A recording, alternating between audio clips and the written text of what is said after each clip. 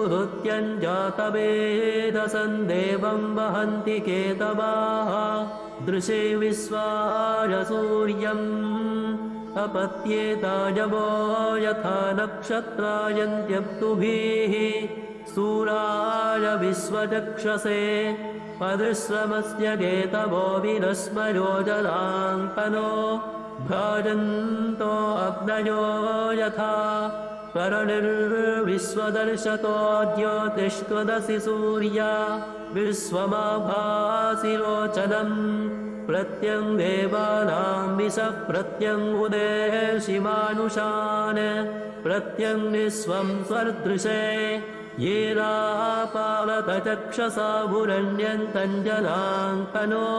त्वं वरुण पश्यसि विद्यामे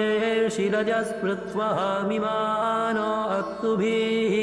पश्यन्जन्मानि सूर्या सप्तत्वा हरितो रथे वहन्ति देवसूर्या शोचुष्के संविचक्षणा अयुक्तसप्तसुन्ध्युवस्सूरो रथस्य नप्त्याः ताभिर्याति स्वयुक्तिभिः उद्वयन्तमसस्परिज्योतिष्पश्यन्त उत्तरम्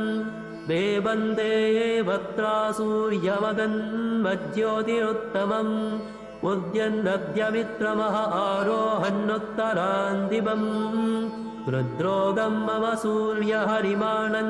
च नाशय सुखेषु मे हरिमाणं लोपणातासु दध्मसि पथो हरिद्रवेषु मे हरिमाणं निदध्मसि उदरादयमादित्यो विश्वेन सहसा सह विशन्दं मह्यं नन्दयन्नो अहं विशते रथम्। ॐ